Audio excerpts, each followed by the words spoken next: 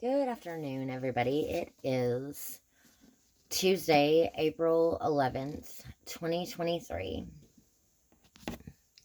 It is 12:53 in the afternoon. This is part 21, Prologue, Theodore Roosevelt. Theodore Rex.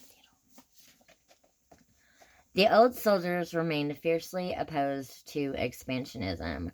They asked how a nation that had won its own independence in a colonial war could force dependence upon others. They rejected McKinley's assurance. No imperial designs lurk in the American mind. So did most intellectuals and Democrats looking for an issue to break the Republican Party. As yet, this anti-imperialist lobby remained a minority, but its numbers were growing, and its propaganda was powerful. Roosevelt could see the day when it might paralyze his foreign policy. World duties, he felt, were the inevitable and welcome consequence of America's aggrandizing power. All men and mollycoddles had no understanding of huge historical forces at work. Just 2 weeks ago in Minnesota, he had dismissed the cliche that all great nations come to dust. So they have, and so have all others.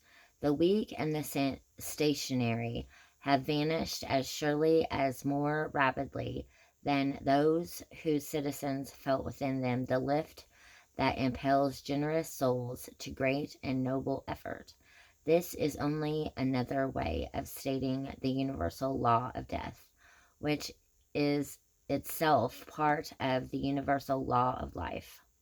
Well, the nation that has dared to be great, that has had the will and power to change the destiny of the ages, in the end must die.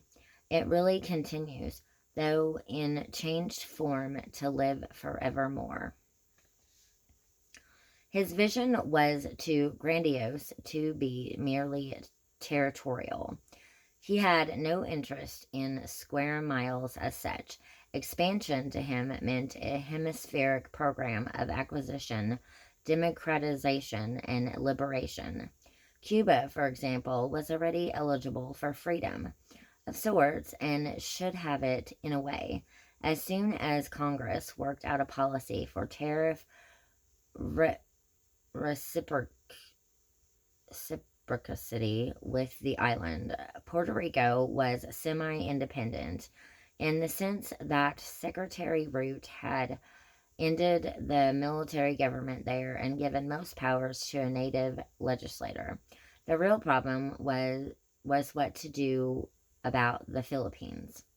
Sometimes, Roosevelt confessed, I feel it is an intensely disagreeable and unfortunate task which we cannot in honor shirk. Clearly, a vast primitive archipelago divided by 7,000 waterways, 70 dialects, and the world's most mutually incompatible religions, Christianity and Islam, needed an authoritarian government to hold it together. If not America's, whose? There were also reasons of strategy to consider. Given half a chance, base-hungry powers such as Germany or Japan would annex and enslave the islands in perpetuity.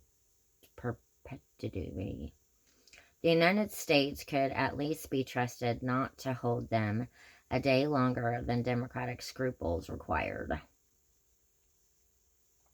President McKinley's enduring ambition was noble, yet Filipinos seemed ungrateful. Rebellion had been raging on the archipelago for almost 2 years. Root needed a 70,000-man army to control it. Some measures of peace had at last been achieved. Today's papers were blessedly free of bad news from over there. But never Roosevelt nor Root cared to speculate what nice, clean-cut American boys were doing to keep that peace. Okay, so that's part 20 of Prologue, Theodore Rex. Thank you for watching.